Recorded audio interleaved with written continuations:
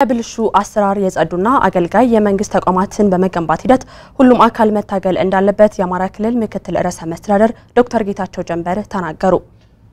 ለተከታታይ ቀናት ሲሰጥ የቆየው በአገልግሎት አሰጣጥና መልካም አስተዳደር ላይ ያተኮረ የክልሉ ተቋማት ዓላማ ፈጻሚ ዳይሬክተሮችና ከፍተኛ ባለሙያዎች የመጀመሪያ ዙር ስልጠና ተጠናቋል። ተጨማሪውን አብረን እንከታተል።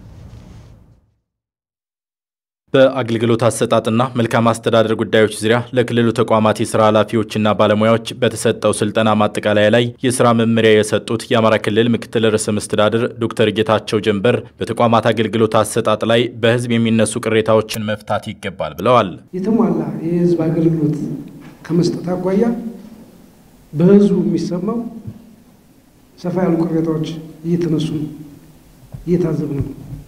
የመንግስት ተቋማት የመንግስት ኃላፊዎች የመንግስት ሰራተኞች በተሟላ ሁኔታ አገልግሎት እየሰጡን አይደለም የሚል ቅሬታዎች ይነሳሉ።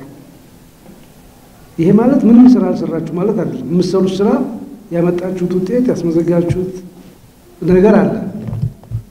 ይሄ የምንሰጠው አገልግሎትና የምንሰራው ስራ የህዝብ እርካታ በሚፈለገው ልክ አረጋግጧል ወይ ብለን ካነሳን ግን በሚፈለገው ልክ የህዝብ እርካታ ያመጣ አይደለም።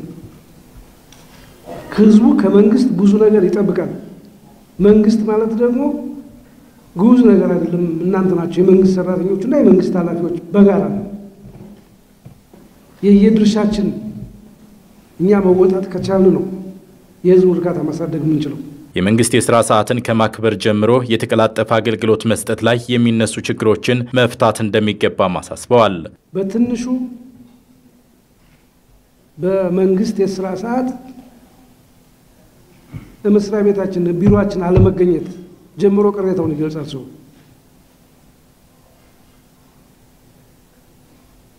ቢሮ ከተገኘን በኋላም ድርሻ አለን፣ ኃላፊነት አለን። በኃላፊነታችን ልክ ፈጣን መልስ መስጠት ላይ ህብረተሰቡ ቅሬታ ያነሳል። ይሄ የህዝብ ቅሬታ እንዲያድግ የመንግስት ተቋማት አገልግሎት የሚሰጡኝ የኔ ተቋሞች ናቸው የሚል መተማመን እንዳይፈጠር ያደርጋል። የዚህ ብዙ ምክንያቶች አሉት።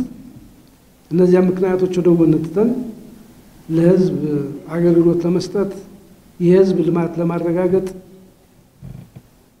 መልካም አስተዳደር ለማስፈን ቁርጠኛ መሆን ከሁላችን ይጠበቃል። ይሄን ኃላፊነታችን መወጣት ይኖርብናል። ተገልጋዩ ህዝብ የመገልገል መብቱን በገንዘብና በትውውቅ ሊነጠቅ አይገባም ያሉት ምክትል ርዕሰ መስተዳድሩ የተቋማት አገልግሎት አሰጣጥ እንዲሻሻል በትኩረት መሰራት አለበትም ብለዋል። የመንግስት ተቋማት ለኛ ተገቢውን አገልግሎት መስጠት ያለባቸው ከኛ ታክስ መንግስት ሰብስቦ ለሰራተኞች ደሞዝ እየከፈለ መልሰው እኛን በንጽህና ሳይሆን የሚያገለግሉን አገልግሎቱን በገንዘብ እየሸጡልን ነው ብሎ ይናገራል። ለምን እንዲያናረጋለን? ዘመድ ካለን ጓደኛ ካለን ትውውቅ ካለን ብቻ ነው አገልግሎት የምናገኘው። መንግስት ከዚህ አይነት ስነ ምግባር የተጓደላቸው ባለሙያዎቹ፣ አመራሮቹ፣ ሰራተኞቹ ጋር ተነጋግሮ ይህን ችግር መፍታት አለበት የሚል በተለያየ መንገድ ቅሬታዎች ሲነሱ ሰማቸዋለን። መልካም ጉዳዮችን ትቼ ጉድለቶችን ማነሳው እንድናስተካክላቸው ስለምንፈልግ ነው። እነዚህ ጉዳዮች መታረም አለባቸው፣ መስተካከል አለባቸው።